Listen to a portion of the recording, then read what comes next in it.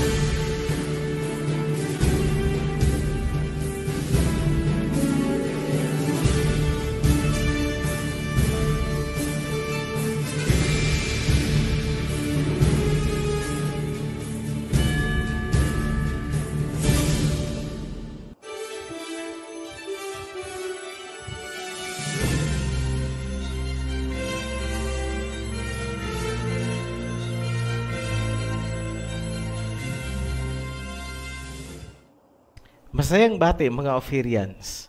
Maraming salamat sa mga sumusuporta sa ating channel. Kami ay natutuwa dahil sa loob ng maiksing panahon, umabot na po tayo sa mahigit 5,000 subscribers. Dahil naandyan kayo, kami ay magpapatuloy na maghatid ng makatotohanang paglalahad. Sa pamamagitan ng introductory video na ito, formal naming binubuksan ang serye tungkol sa isang napaka-kontrobersyal na paksa na nananatiling misteryo sa loob ng maraming siglo. Samahan niyo po kami at iikutin natin ang mundo at sama-sama nating tuklasin ang pinakamisteryosong mga ilog sa kasaysayan ng sangkatauhan. Ito ang Rivers of Genesis. Taliwas sa inaakusa sa atin, hindi po tayo nangungopya ng ibang video at yan ay nakikita nyo sa mga nilalaman ng ating mga naunang serye. Ang buong serye ng Rivers of Genesis ay may saligang pundasyon. Ito ay si Prophet Isaiah na nagbigay ng pinakamahalagang patnubay upang matukoy at mailahad ang Rivers of Genesis. Ang video na ito ay naglalaman ng mga paunang patnubay upang hindi tayo maligaw sa paglalakbay. Huwag po kayong mag-alala dahil ginawa namin itong simple at madaling maintindihan.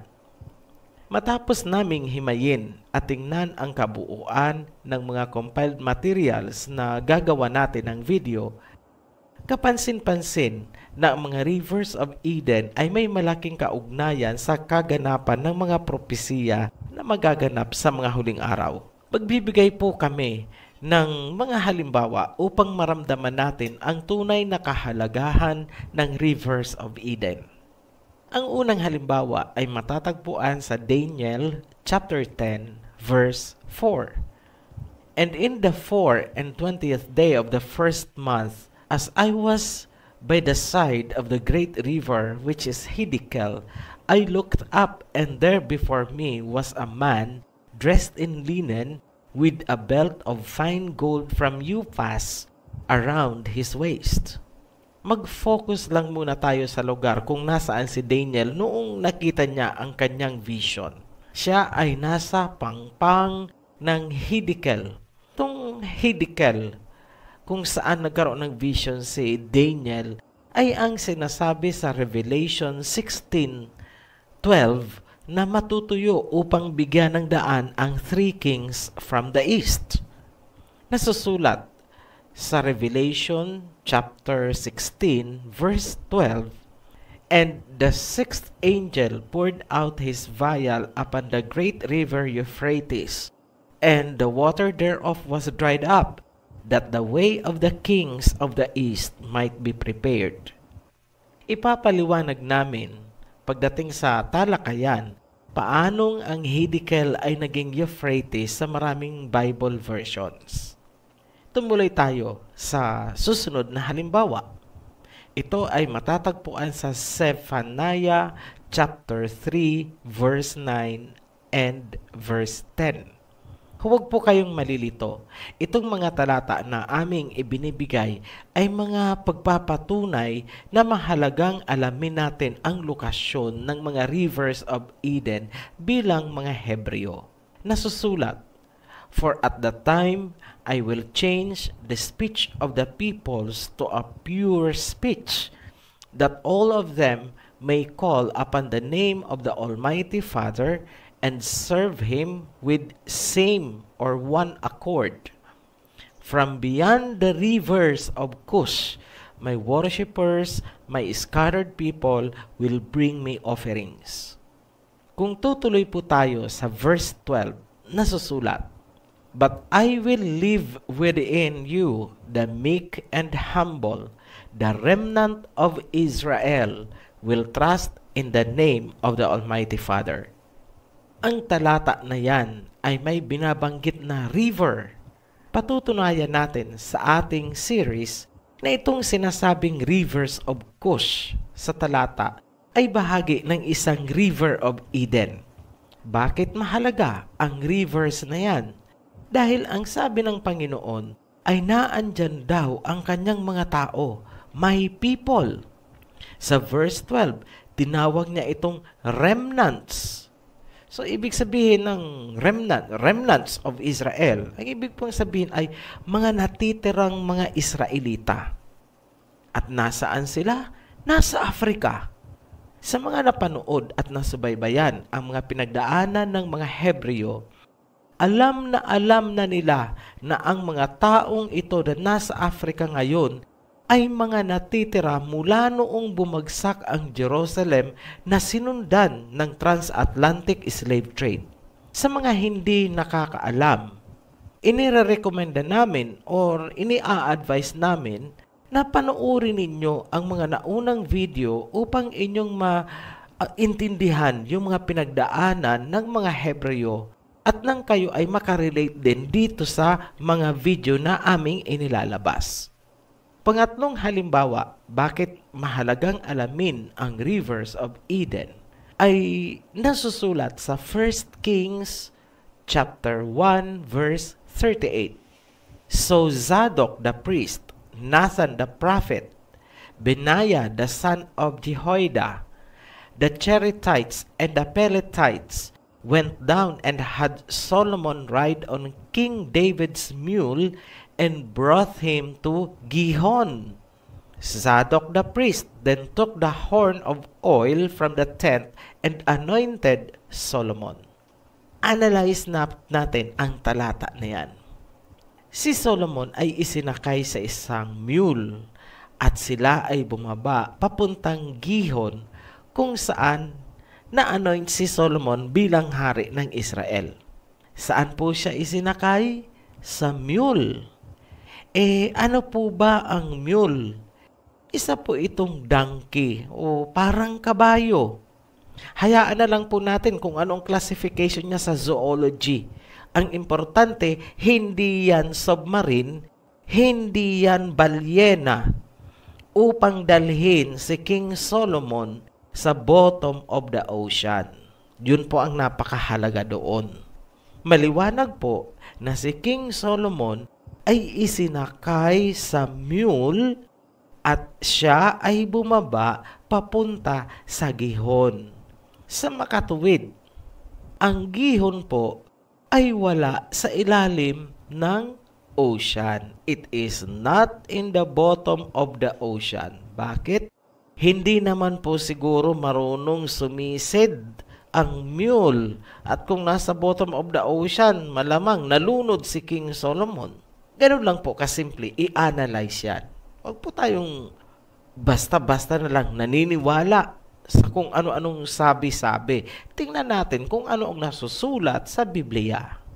Dahil sa may kunting kalaliman ang mga susunod nating video, hinihiling namin sa inyo na maging bukas sana ang inyong isipan at panandali ang itabi muna kung ano man ang inyong mga nalalaman o pinaniniwalaan. Yan lang ang natatanging paraan para mabigyang laya ang inyong isipan na unawain ang nilalaman ng mga susunod na video. Umabot ng napakaraming siglo bago natukoy ang mga rivers of Genesis. Ito ay dahil hindi nila naintindihan ang Genesis. Simulan natin sa pamamagitan ng isang turnkey question. Itanong nyo po sa inyong sarili para may kunti tayong audience participation. Kung may papel po kayo dyan at ballpen, mas maganda po isulat nyo ang tanong na ito. Para kahit papano ay medyo may panggising tayo. So kung naka-ready na, ito na po yung tanong. What is a river? Sa Tagalog, ano ang ilog? Marahil natatawa kayo at naiinis dahil sa tanong na yan. Yan po ay pabirong tanong, pero yan po ay seryosong tanong. Bakit seryoso? Dahil yan ang naging stumbling block ng mga researchers. Ibig sabihin, yung unang hakbang sa research na tinatawag nating statement of the problem or stating the research question sa thesis writing ay dapat maisulat mo o mailagay mo kung ano ba talaga yung hinahanap mo. At dahil hindi properly defined ang nais nilang i-research, kaya ito ay agad na naging stumbling block. Unang hakbang pa lang, stumbling block agad. Ipinagpalagay kasi nila na ang river ng Genesis ay yung ordinaryong ilog na kanilang nakikita. May dumadaloy na tubig, may mga bangka, may mga naliligong tao, may naglalaba siguro sa pangpang. Ganong eksena ang naglalaro sa kanilang isipan. Ngunit hindi po ganon. Talagang hindi nila matatagpuan ang kanilang hinahanap kahit gumamit pa sila ng kung ano-anong mga satellite GPS na yan at kung ano-ano pang high-tech equipment at kung ano-ano pang pag-aaral ng mga Hebrew language. Hindi po nila matatagpuan. At bakit? Dahil hindi nila natumbok kung ano talaga ang dapat hanapin. Maybe it was not revealed to them for whatever reasons we do not know. Sagutin natin ang tanong gamit ang dalawang approach. Una ay base sa science at ang pangalawa ay ayon sa Biblia. Pagtutugmain natin ang mga sagot. Ayon sa science, kung naaalala pa natin ang ating elementary days, simpleng science lang po ito, hindi po tayo mag-ano ng geology na malalim. Simpleng science lang po, yung tayo ay nasa elementary pa. Kung ating naaalala yun, ang river system ay may tatlong bahagi. Ano yung una? Ito yung source o kaya minsan tinatawag itong headwater. Minsan tinatawag na tributaries. Sa simpleng pananaw, ito ay mga natural na istruktura na naglilikom o nag-iipon at naglalabas ng tubig. Ang istruktura na ito din ang nagsisilbing storage or imbakan ng reserbang tubig na nakahanda sakaling biglang tumaas ang pangangailangan ng tubig dulot ng mainit na klima o panahon. Ang storage na ito ay tinatawag na natural water towers, kung saan ang tubig ay nakaimbak sa pormang yelo, snow, o kaya glaciers. Ito ay matatagpuan sa mga matataas na parte ng bundok gaya ng Himalayas. So, dumako tayo sa pangalawang parte. Ang pangalawang parte ay tinatawag na channels or distribution networks. Sa Tagalog, ito ay yung padaluyan ng tubig mula sa kanyang source. Ito ay maikukumpara sa mga naglalakihang tubo na nanggagaling sa main tank o reservoir ng malalaking syudad. Ang iba ay nakalubog sa ilalim ng lupa at ang iba naman ay makikita natin sa ibabaw. So, yan po ay para lang ma-imagine natin kung ano itong distribution channels. Kaya ginamit natin bilang halimbawa yung nasa city dahil yun ang alam natin. Sa natural naman na forma o natural form, ang distribution network ay matatagpuan din sa ilalim ng lupa na tinatawag na subterranean channels. Kasama dito ang mga tunnel at kuweba kung saan dumadaloy ang tubig. Isang popular na halimbawa dyan ay ang underground river ng Palawan na itinuturing na isa sa wonders of nature. Sa bansang Russia naman, meron silang Orda Cave. Itong Orda Cave na ito ay kinoconsider na parang gypsum cave. Ang tubig dyan ay napakalinaw. Dadaanan po natin yan pag-discuss natin ng mga rivers of Genesis dahil yan ay parte ng isang river ng Genesis. Isa pang example, ito yung pinakamalaking underground river sa buong mundo. Ito yung Sistema Sac-Acton na matatagpuan sa Quintana Roo, Mexico. May mga daluyan din na hindi gaanong napapansin gaya ng mga aquifer na nasa ilalim din ng lupa. May isa pang channel na ordinaryong alam natin. Ito na yung pinaka-common. Ito yung mga ilog, mga sapa, yun. Tapos gagawaan ng dam at iipunin ang tubig. Tapos yun ang padadaluyin papunta sa mga palayan o kaya papunta sa ating water system. Kagaya ng Nawasa, ganyan. So, ang pangatlong parte ng river system ay ang drainage. Importante din po itong drainage na to. Matapos gamitin ang tubig, kunwari, yung tubig ay ginamit upang madiligan ang isang forest o kaya jungle, meron pong drainage yan para hindi malusak o hindi malabsak ang lupa. Ang drainage ay tinatawag ding mouth of the river kapag ito ay malapit na sa dagat. Ito yung malaking bahagi. Ito na yung bukana na tinatawag sa ordinaryong Tagalog na salita. Ito yung bukana. Paglabas ng tubig dyan, dagat na. Ibig sabihin, ang dagat ay tagasalo ng tubig galing sa bundok. Bigyan namin kayo ng isang tipikal na halimbawa ng drainage. Yan ay ang Amazon River na matatagpuan sa South America. Kung titingnan natin, ang segment o parte na pinangalan ng Amazon ay isang drainage lamang. Kumbaga, siya ang dulo ng isang napakahabang river system. Pero, tanong natin, saan ba galing ang kanyang tubig? Ang tubig na dumadaloy doon ay galing sa Andes Mountain. Kung walang Andes Mountain, walang magiging Amazon. Bakit natin sinabi na ang Amazon ay isang drainage lamang?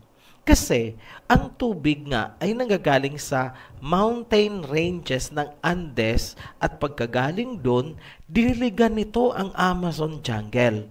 At pagkagaling sa Amazon jungle, ang tubig ay bubuhos na at magsasama-sama sa isang natural na kanal papuntang dagat. Yung kanal na yon, natural na kanal, hindi po yan man-made. Yung natural kanal na yan, ang tinawag nilang Amazon River. Pero technically, ang kanal na yan ay drainage. Dinidrain niya yung tubig galing sa Amazon jungle. Ngayon, dumako tayo sa discussion proper. Tapos na po tayo sa tatlong parte. Sige, summarize po natin. Yung una ay tinatawag nating source, headwater, and tributaries. Yan ang unang bahagi ng river system. Yung pangalawa ay yung distribution channels. Ito yung may underground channel, mayroong nasa ibabaw naman ng lupa, typical na nakikita natin na ilog. At ang pangatlo naman is yung drainage. Ang drainage naman ang nagdadala ng tubig papunta sa dagat. Okay. So, marahil nagtataka kayo, paano natagpuan ng Ophirian Heritage Conservatory ang rivers ng Genesis? Hindi naman po sa tayo ay nagbubuhat ng sarili nating bangko o tayo ay nagmamayabang. Pero, simple lamang po ang aming naging paraan. Marunong lang po tayong makinig sa mga sinasabi ng mga propeta. Gaya ng sinabi ni Propeta Isaiah, ang rivers daw ay matatagpuan sa tuktok ng bundok. Hindi niya sinabing nasa ilalim ng mga oceans. Marahil nagtataka kayo at marahil kukunti lang ang nakakaalam ng salitang ito ni Propeta Isaiah. Buklatin po natin sa Isaiah chapter 30 verse 25. Nasusulat sa verse 25, "And there shall be upon every high mountain and upon every high hill rivers and streams of water. In the day of great slaughter, when the towers fall, the moon will shine like the sun, and the sunlight will be 7 times brighter, like the light of 7 full days." So, stop po natin doon kasi the rest po ay medyo out of context na. Ang importante dito ay pansinin natin na may sinasabi siya na ang tuktok daw ng mga bundok ay may mga ilog.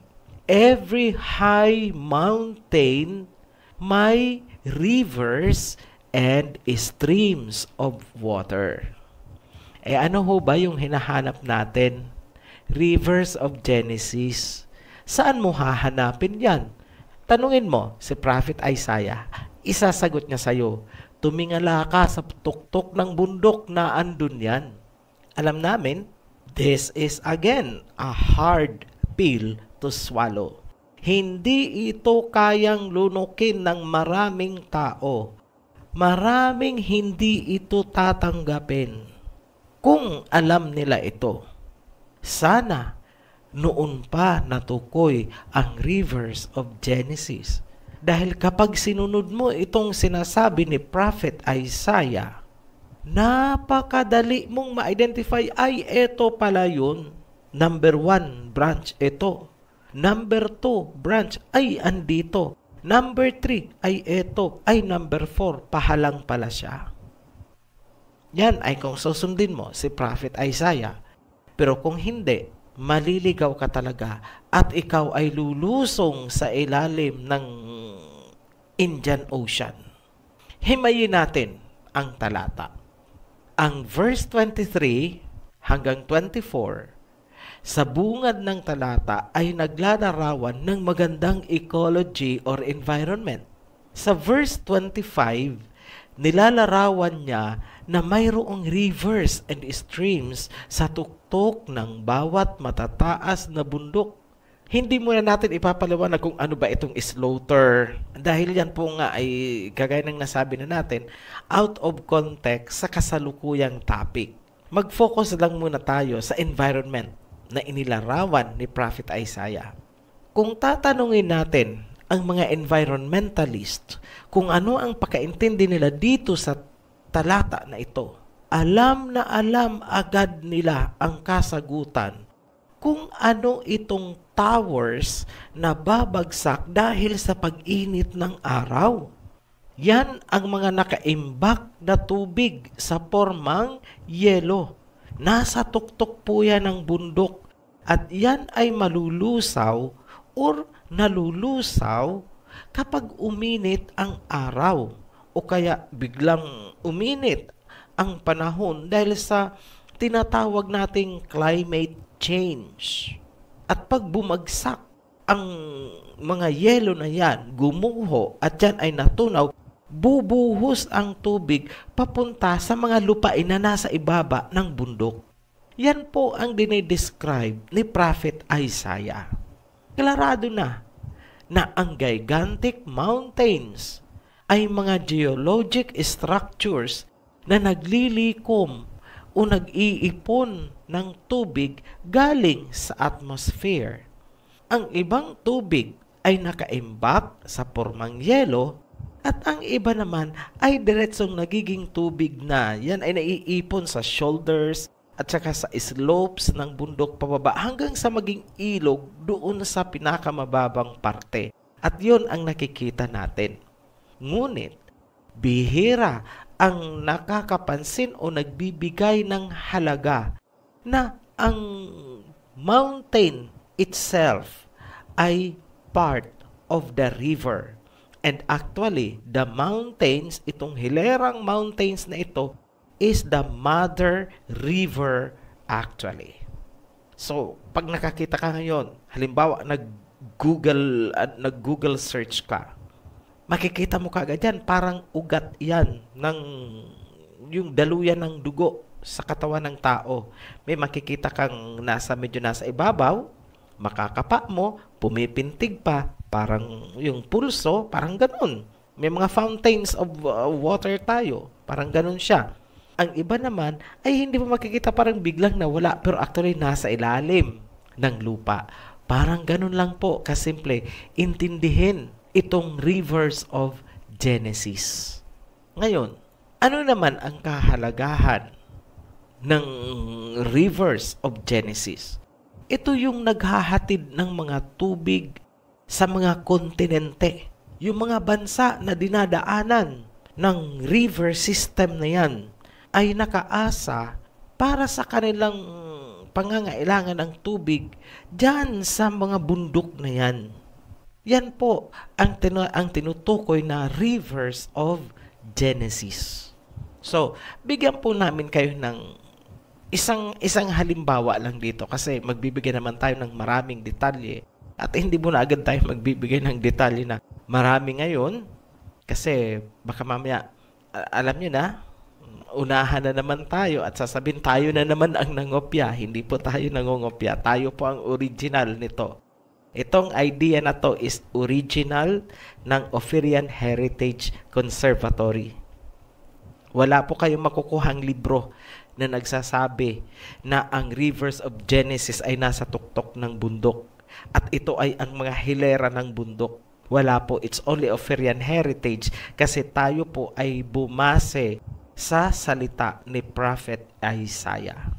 So, ipakita po natin ng isang example dito. Itong Tibet Water Tower. So, try nyo po kung may access po kayo sa Google, i-search lang po ninyo, Tibet Water Tower. Ang lalabas po ay ito, the Water Tower of Asia. Ibig sabihin, hindi iisang bansa ang umaasa dyan sa water tower na yan. Maraming bansa kasi Asia. So, yan po ang isang parte pa lang po yan ng isang sanga ng river of Genesis. Maraming teorya tayong nakita tungkol sa rivers of Eden. Ngunit walang sumunod sa sinabi ni Prophet Isaiah. Kaya ano po ang resulta? May napunta sa planet Mars. Yan po, sa planet Mars na lang para walang magalit sa atin. Sa totoo lang, kung marunong tayong makinig sa mga propeta, kusang dumarating ang mga impormasyon na kailangan natin. Hindi po tayo mahihirapan sa paghahanap. Revelation after revelation comes cascading. Ngayon, nailatag na natin ang fundamental principles. Ang susunod na mga paglalahad natin ay detalyadong talakayan. iisa-isahin po natin ang 4 na sanga ng Rivers of Eden. Ang 3 ay direktang nanggagaling sa North Pole, papuntang South Pole. Ang isa, natatanging nag-iisa, ay yung hidikal na pahalang po siya. Siya ay nanggagaling sa silangan, papuntang kanluran, tinutumbok niya ang Ancient Assyrian Empire, tulad ng nasusulat sa Biblia. Eksaktong-eksakto po yan pag ipinakita namin sa inyo ang plotting. At kung luluobin na ma-reveal sa atin ang impormasyon, ilalahad na rin natin sa pinakadulo bilang konklusyon ng serye matapos yung 4 na branches. Ilalahad natin ang lokasyon ng Mount Zion, the great city of the King of Kings. Nakapredict din po yan.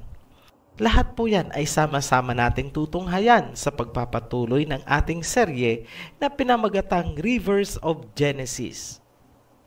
Samahan nyo kami sa aming pagbabalik. Huwag kalilimutang mag-subscribe at i-share ang ating mga videos.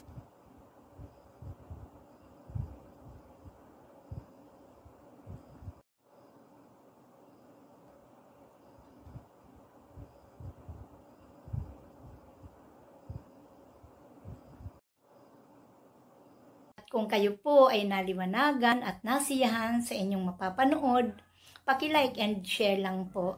Follow the link po. Nasa baba lang. Thank you po.